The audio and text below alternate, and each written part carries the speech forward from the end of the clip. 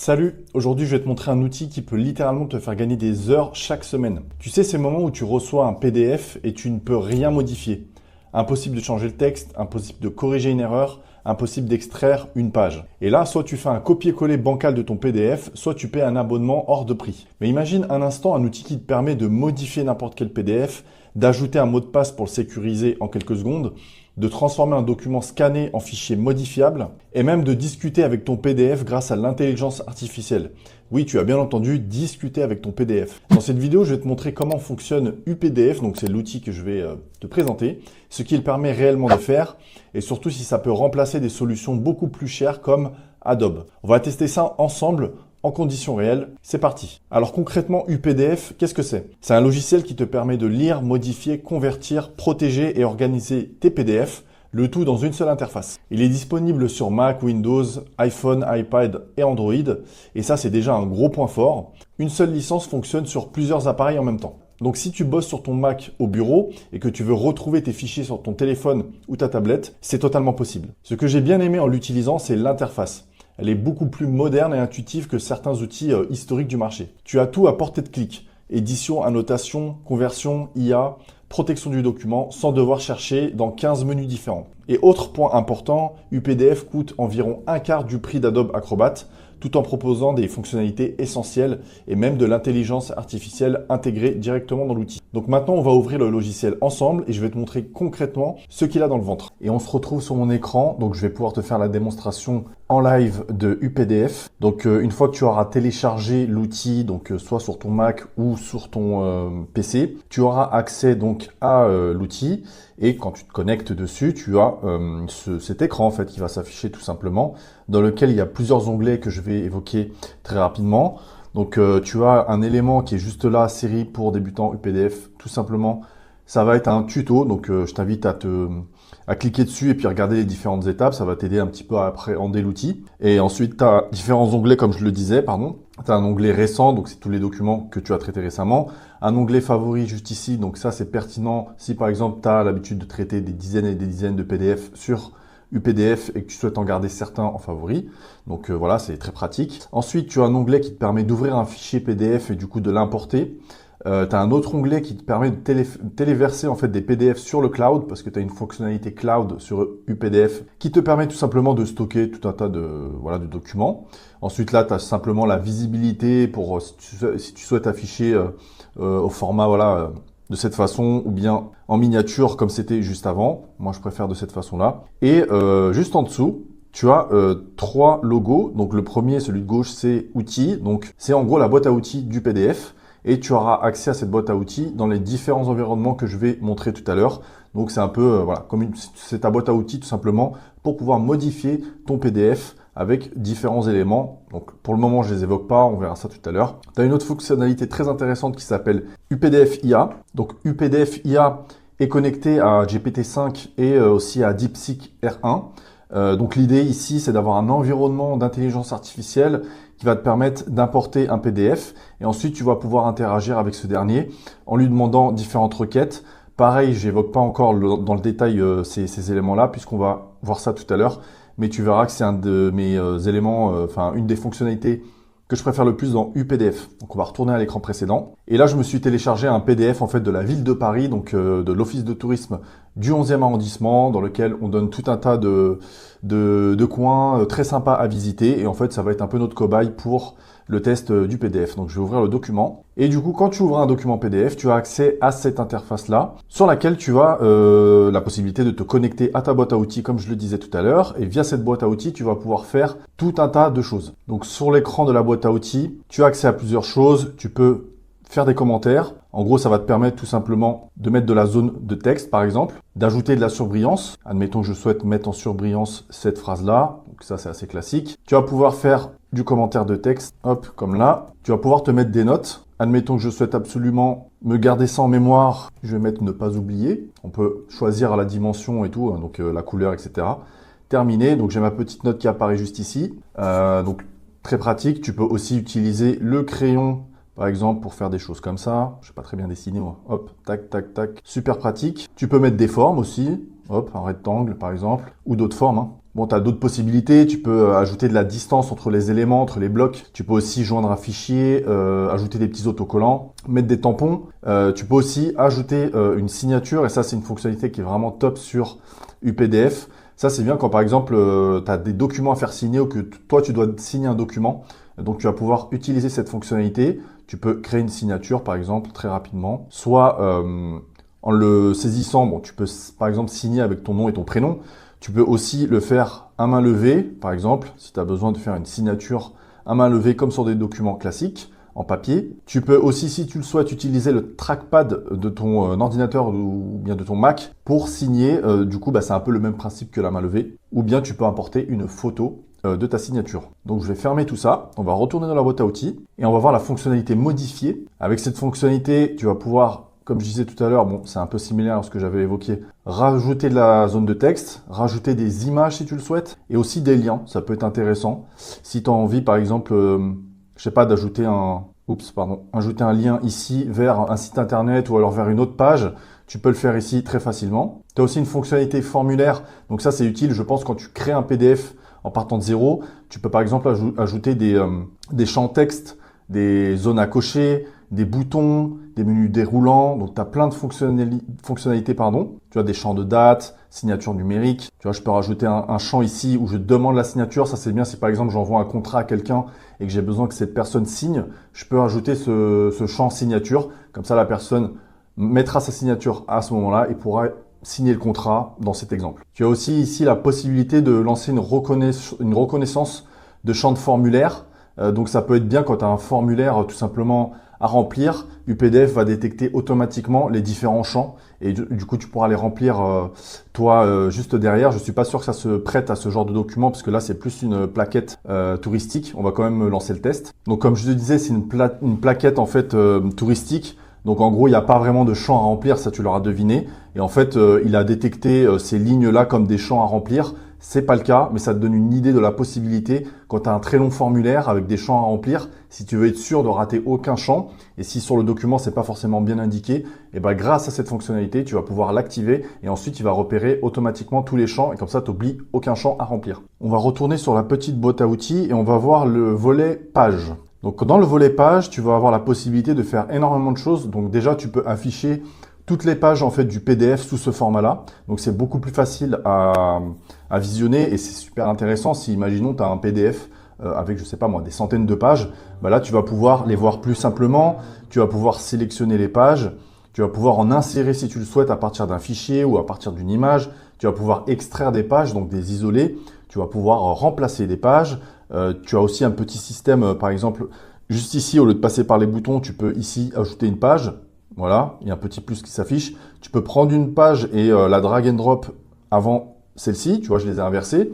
Donc, très pratique quand tu as de la manipulation de PDF à faire. Maintenant, admettons que tu aies des données sensibles dans le PDF. Tu as une fonctionnalité qui s'appelle biffer, juste ici, et qui va te permettre de masquer des éléments potentiellement importants du PDF qui ne doivent pas être visionnés par d'autres personnes. Par exemple, si j'ai envie de cacher le plan de l'arrondissement juste ici, j'ai juste à sélectionner du coup la fonctionnalité biffer comme je l'ai fait. Et ensuite, j'aurai juste à cacher l'élément. Si je veux, je peux rajouter du texte dessus. Et en fait, en faisant ça, quand je vais envoyer le document à une personne, elle n'aura jamais accès à ce que j'ai masqué. Donc, quand il y a des données confidentielles, c'est très important en fait de faire ça. On peut aussi le faire sur toute une page entière. Si on a envie de masquer une page entière, on peut le faire avec ce petit bouton-là, juste ici. Donc, très intéressant. Et vu qu'on est dans les fonctionnalités en fait de masquage et de confidentialité, de protection, je vais évoquer un autre élément très important. Quand on va sur cette flèche-là, on a la possibilité en fait de mettre, comment dirais-je, un mot de passe pour protéger le PDF. Ça se passe juste ici. En cliquant là, tu as la possibilité de créer un mot de passe. Comme ça, quand tu l'enverras à une personne, si elle n'a pas le mot de passe, elle ne peut pas se connecter dessus. Donc, tu as différentes applications à ça. Je vais prendre un exemple personnel. Ça m'est déjà arrivé, peut-être comme toi, de faire des prises de sang. Et j'ai remarqué que maintenant, les laboratoires, en gros, te donnent accès aux résultats via un email que tu reçois. Et c'est un lien PDF. Quand tu cliques dessus, tu as besoin de renseigner un mot de passe qu'on t'aura transmis au préalable. Sinon, tu ne peux pas accéder à tes résultats sanguins, ce qui est normal parce que c'est confidentiel. Donc, dans ce cas de figure, par exemple, Mettre un mot de passe, c'est ultra pertinent et je suis sûr qu'il y a d'autres cas de figure qu'on peut évoquer. Mais voilà, ça te donne une idée de ce que tu peux faire avec ce côté mot de passe si tu as besoin de protéger un PDF parce qu'il y a des données importantes à ne pas divulguer. Alors oui, il y a aussi un truc très intéressant au niveau de ce bouton-là, c'est que tu peux tout simplement compresser un PDF.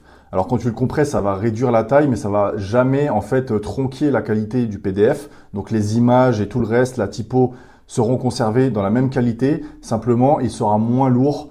Donc c'est pratique si tu as besoin d'envoyer un PDF qui est très conséquent, de pouvoir le compresser pour l'envoyer plus facilement, parfois par mail ou d'autres outils d'envoi qui prennent un maximum de gigaoctets en transfert. Là, tu vas pouvoir le réduire et du coup envoyer éventuellement ton PDF. Et là, on va arriver à la meilleure fonctionnalité selon moi, en tout cas ma préférée, celle que j'ai voulu garder pour la fin, c'est la fonctionnalité UPDF AI. Donc UPDF AI, tu y as accès au niveau de l'écran d'accueil, comme je te l'ai montré tout à l'heure, mais tu y as aussi accès avec ce bouton directement dans le PDF et tu vas pouvoir faire des trucs super stylés, comme par exemple résumer un PDF.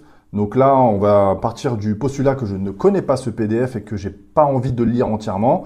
Donc on va lui demander de résumer ce PDF en appuyant tout simplement sur le petit bouton qui est juste là. Je te montre comment ça fonctionne. Donc je lui demande de résumer toutes les pages. Donc il y a 36 pages sur ce PDF. Donc résumé en français, let's go. Et tu vois que là, il est en train de résumer en live le PDF. Donc je trouve quand même que c'est ultra intéressant comme fonctionnalité. Surtout si tu as des documents très longs, si je sais pas, tu dois résumer des choses pour les incorporer dans un devoir ou je ne sais quelle autre utilisation on peut imaginer. Et voilà, c'est vraiment super pratique selon moi. Donc tu peux voir qu'il résume en fait les différents éléments à visiter dans le 11e. Franchement, je trouve ça vraiment, vraiment top. Il y a une autre fonctionnalité avec UPDF AI qui est très intéressante, c'est de pouvoir traduire tout simplement un document. Donc c'est le bouton qui est juste à côté. En appuyant dessus, on va te demander combien de pages tu souhaites traduire. Donc là, juste pour le test, je ne vais pas mettre toutes les pages, on va mettre les 10 premières. Et je vais lui demander une traduction en italien, sachant que tu as énormément de langues. C'est très fourni. Et pour le test, on va lui demander en italien. Let's go. Et ça, tu te doutes bien que si tu as un texte dans une langue, enfin un PDF dans une langue que tu comprends pas vraiment, là, c'est un gain incroyable parce que ça te traduit complètement le document dans son entièreté, enfin du moins sur les pages que tu as demandé. Donc tu vois que là, il est en train de me résumer, c'était la page sommaire en fait, page 4, etc. Il est en train de me résumer ça. Voilà, il continue sur les différentes pages, il fait la page 4, etc. Mais tu as compris le principe. Une autre chose qu'on peut faire aussi avec UPDF AI, ça va être de créer des cartes mentales. Donc les cartes mentales, c'est des moyens qui te permettent de retenir des éléments plus facilement en utilisant un système de branches d'arborescence. Donc en partant du sujet principal par exemple, ensuite ça va vers les sous-thématiques et les sous-sous-thématiques Et voilà, ça t'évite d'avoir un texte plein, complet, qui va faire en sorte que en fait tu vas être confus.